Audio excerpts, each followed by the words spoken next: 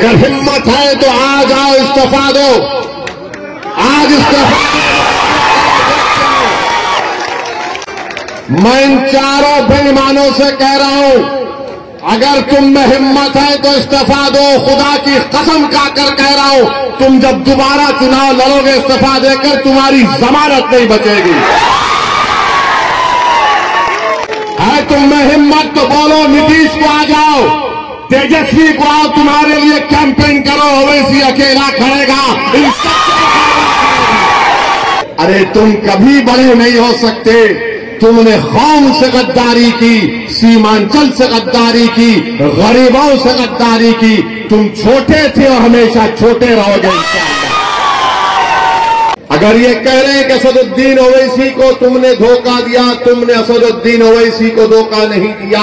तुमने कोचा दामन के गरीबों और मजलूमों, नौजवानों को और मां और बहनों के पीठ में तुमने खंजर घोंपा है और कभी भी यहां की आवाम तुमको माफ नहीं करेगी। अगर हिम्मत है तो आज आओ, इस्तीफा दो। आज इस्तीफा।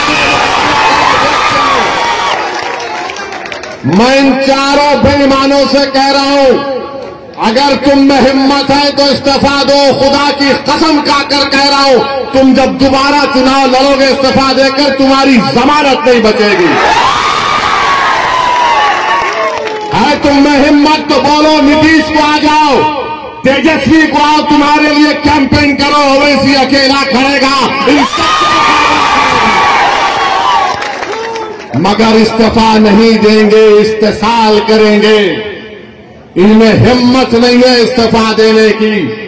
अरे तुम नहीं जीते, मजलिस की मोहब्बत में अवाम ने वोट किया। तुम नहीं, तुम्हारी जात नहीं जीती, सीमांचल की लड़ाई के लिए अवाम ने वोट दिया। तुम्हारे बाप की वजह से तुम नहीं जीते, सीमांचल के वजह से तुमको कामयाबी मिली। ये समझ गए कि इनकी जात बहुत बड़ी है, इनफरादियत बहुत बड़ी है। अरे याद रखो, असदुद्दीन ओवैसी को अगर आज पहचान मिली तो अल्लाह के फजल व करम से मजलिस इत्तेहाद और मुस्लिमीन की वजह से मिली। मैं मजलिस की वजह से हूं, अगर मजलिस नहीं मगर नहीं हूं तो मैं कुछ भी नहीं। तो इन लोगों ने समझ लिया कि हम बहुत बड़े हो गए। अरे तुम कभी बड़े नहीं हो सकते। तुमने कौम से गद्दारी की, सीमांचल से गद्दारी की, गरीबों से गद्दारी की। तुम छोटे थे और हमेशा छोटे रहोगे। मेरे अजीज दोस्तों और बुजुर्गों, ये चार के चार जब निकलकर लालू के घर पर गए तो किसी ने मुझे तस्वीर भिजाई थी कि ये चार के पैर में चप्पल नहीं है, नंगे पैर बैठे हैं। चार के पैरों में चप्पल नहीं है, नंगे पैर बैठे, और लालू उसकी औलाद के पैर में चप्पल है। ये तुम्हारी इज्जत है। अरे हम तो तुमको अपने कंधे पर बिठाया था। सीमांचल की जनता ने, सीमांचल की जनता ने तुमको अपनी आंखों का नूर बनाया था, अपनी पहचान बनाया था, मगर तुमको इज्जत रास नहीं आई। तुम चले गए, उसके पैरों में चले गए, तुम लालू के परिवार के। यहां पर महागठबंधन ने सीमांचल में जनसभा की तो इसी कोचा दामन के मौसूफ ने आखिरी सफ पे उनको बिठा दिए और फोटो डाल रहे कि मैं बैठा हूं। अरे बेशर्मो, कभी तो अपनी इज्जत का तो ख्याल कर लेते। तुमको अल्लाह इज्जत दे रहा था, तुमको इज्जत रास नहीं आई। मगर मेरे अजीज दोस्तों और बुजुर्गों, सीमांचल किसने कहना शुरू किया? क्या राजद ने कहा सीमांचल? क्या लालू ने कहा सीमांचल? क्या नीतीश ने कहा सीमांचल? क्या मोदी ने कहा सीमांचल? सीमांचल अगर किसी ने कहा तो मजलिस इत्तेहाद मुस्लिमीन ने कहा। आज हम सीमांचल कह रहे हैं तो सबको मजबूरी की हालत में बोलना पड़ रहा है सीमांचल, सीमांचल, सीमांचल। मैं आपसे वादा पहले भी किया था और आज भी कर रहा हूं, अगर सारी दुनिया मेरे खिलाफ हो जाए तब भी अकेला असदुद्दीन ओवैसी खड़े होकर सीमांचल की लड़ाई लड़ेगा। मैं दुनिया को तैयार हूं। और जो लोग धोखा दिए सीमांचल की आवाम को, सुन लो, अल्लाह सुब्हाना व तआला तुमको जलील और रुस्वा करेगा।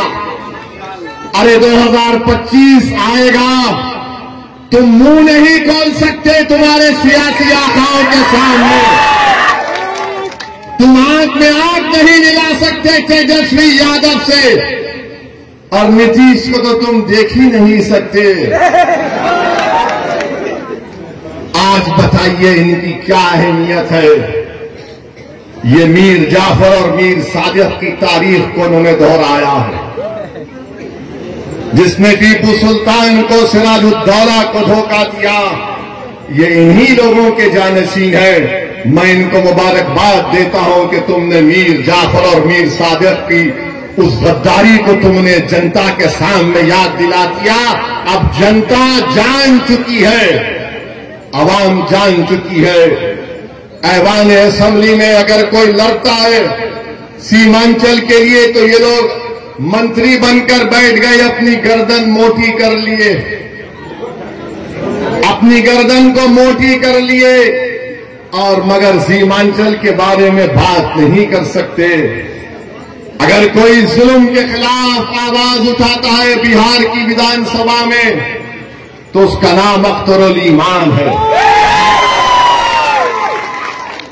अख्तरुल ईमान अकेला है, मगर मुझे यकीन है कि कोचा दामन में एक ही शेर काफी इनकी दौड़ में।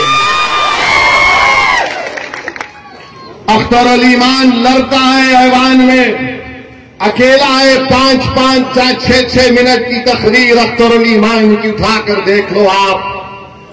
अख्तरुल ईमान सच्चाई को बयान कर रहा है, हुकूमत से लड़ रहा है, सवालात पूछ रहा है कि उर्दू टीचर का क्या हुआ, जब वो मासूम 8 साल के बच्चे को सीवान में पकड़कर जेल में डाल दिया गया, उसके गले में रस्सी थी।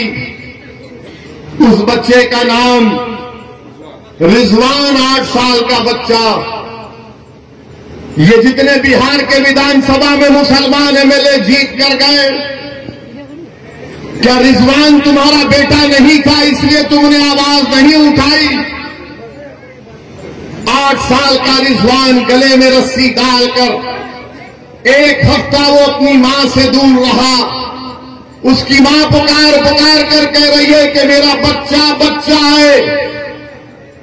वो 16-17 साल का नहीं है। मगर बिहार में क्या बीजेपी की सरकार थी या गठबंधन की सरकार थी जो गूंगी बनकर बैठी हुई थी? रिजवान की मां पुलिस स्टेशन के आगे 8 दिन तक अपने लखते जिगर के लिए तड़पती रही कि मेरा बेटा अंदर है, मैं कैसे बाहर जिंदा रह सकती हूं। ये इंसाफ महागठबंधन का। 8 दिन तक एक मां अपने 8 साल के बच्चे की को तड़पती रही। किसने रिजवान के खिलाफ आवाज उठाई? किसने रिजवान की तकलीफ को अपने बेटे की तकलीफ की तरह महसूस किया? किसने उस तड़पती हुई मां के आंसुओं को समझा? वो मजलिस इत्तेहादुल मुस्लिमीन और असदुद्दीन ओवैसी और अख्तरुल ईमान थे, जिन्होंने रिजवान के लिए आवाज उठाई। ये महागठबंधन के लोग क्यों नहीं बोले रिजवान के बारे में? अरे तुम बोलो ना रिजवान के बारे में, तुमने क्यों नहीं बोला? बोलो, इल्जाम लगाने वाले हम पर, रिजवान पर नहीं बोले। वैशाली में गुलनार नाम की एक बच्ची, वैशाली में गुलनाज एक बच्ची का नाम था, उसको जला दिया गया। क्या गुलनाज के खिलाफ महागठबंधन का कौन सा मंत्री बोला? ये कोचा दामन का बेईमान जो भाग कर तेजस्वी के पैरों में, क्या गुलनाज पर बोल नहीं सकते थे? नहीं बोलेंगे। अख्तरुल ईमान वैशाली को गए, गुलनाज के बारे में बोला, ये कुछ नहीं बोल सके। फिर मॉब लिंचिंग हुई गाया में, छपरा में, समस्तीपुर में, ये नहीं बोल सकते। मॉब लिंचिंग हुई मुसलमानों की, ये नहीं बोल सकते। किसके खिलाफ बोल सकते हैं ये तमाम बेईमान लोग, मालूम आपको? किसके खिलाफ इनकी जबान चलती है? गुलनास पर नहीं बोलेंगे, रिजवान पर नहीं बोलेंगे, बेगूसराय समस्तीपुर के मॉब लिंचिंग पर नहीं बोलेंगे। किसके खिलाफ बोलेंगे? ओवैसी के खिलाफ बोलेंगे। ये बी टीम है, वो फुला टीम है, ये उससे मिला हुआ है। अरे बेईमानों, तुम बुज़दिल हो, तुम मौत से डरने वाले हो, मैं मौत को अपनाने वाला हूं। तुम मेरे खिलाफ बोल सकते, मगर तुम्हारी जबानें गूंगी क्यों पड़ गई? तुम रिजवान के बारे में नहीं बोले, गुलनास के बारे में नहीं बोले, ये मॉब लिंचिंग के बारे में नहीं बोले, मगर इनकी जबान चलती है क्योंकि इनके जो सरों पर जो आका इनका बैठा है, इनका जो मालिक बैठा है, जो इनको पैसे देकर इनके ईमान को खरीद चुका है, जिनकी आंखों के सामने वो कठपुतली है, वो लगे बोलो इसी के ऊपर, वो फौरन बोलना शुरू कर दिया।